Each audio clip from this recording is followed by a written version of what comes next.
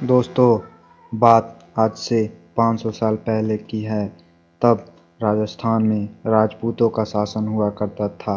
राजाओं में सिसोदिया वंश के बप्पा रावल, राणा हमीर, राणा सांगा, राणा उदय सिंह, राणा प्रताप जैसे महान राजा थे। लेकिन महाराणा केवल राणा प्रताप ही बने। दोस्तों, आज हम बात करेंगे भारत के महान पुत्र महाराणा प्रताप की। इनके बारे में मैं आपको बता दूं कि इनका जन्म 9 मई 1540 को कुंभलगढ़ में हुआ। इनके पिता का नाम राणा उदय सिंह और इनकी माता का नाम जयवंती बाई था। राणा उदय सिंह ने अपना उत्तराधिकारी जगमाल सिंह को बनाया क्योंकि उनकी छोटी पत्नी यही चाहती थी, पर राज्य के सामंतों ने मिलकर उसे अपदस्थ कर प्रताप को राणा बनाया।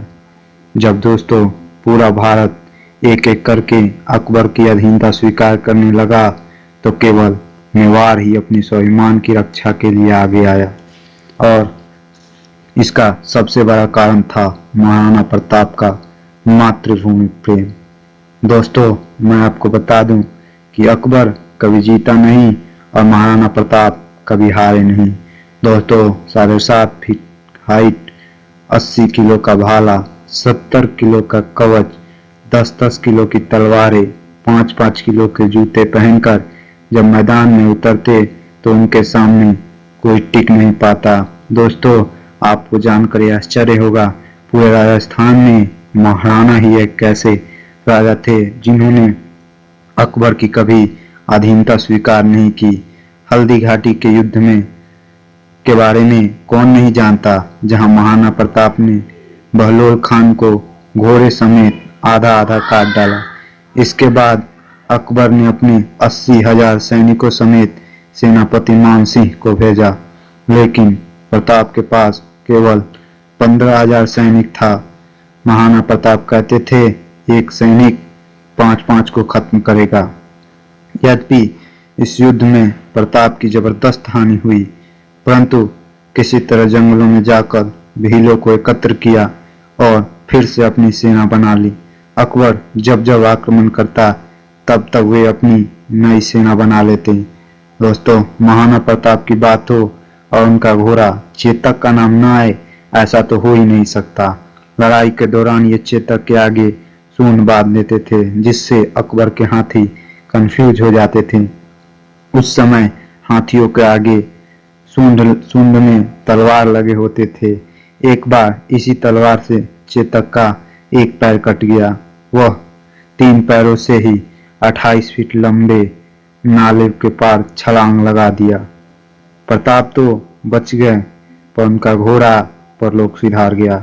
वे अपने घोड़े को पुत्र के समान प्रेम करते थे। उनका घोड़ा उन्हें जान से भी प्यारा था। उसके मन दोस्तों, 1580 में अकबर ने अपने सबसे शक्तिशाली सूबेदार अब्दुल रहीम खान खाना को अजमेर में नियुक्त किया और कहा, मैं तुमको जिम्मेदारी देता हूं कि तुम इस बार मेवाड़ को किसी तरह जीत के ला दो। दोस्तों, इसके बदले अकबर ने अब्दुल रहीम खान को मुंहमांगा इनाम देने का वचन दिया, लेकिन महाराणा प्रताप के सेनापति घोर अमर सिंह ने, जिन्होंने अब्दुल रहीम खान को कंफ्यूज करने के लिए शेरगढ़ में हमला कर दिया।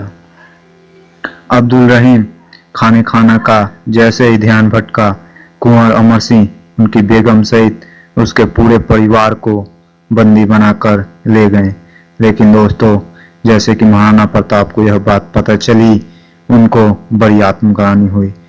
उनको बहुत बुरा महसूस हुआ। दोस्तों, इस बात में कोई शक नहीं है कि महाराणा प्रताप स्त्रियों की बहुत इज्जत किया करते थे।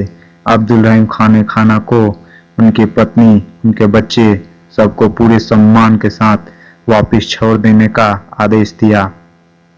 अकबर महाराणा प्रताप से बहुत डरता था। वह कहता था, कोई रात को सोने से पहले महाराणा प्रताप का नाम नहीं लेगा। इतना सब कुछ होने के बाद जब अकबर महाराणा प्रताप को नहीं जीत पाया, तब अकबर ने राजा मान सिंह टोडरमल जैसे हिंदू राजाओं को प्रताप को मनाने के लिए भेजा, पर प्रताप तो प्रताप थे।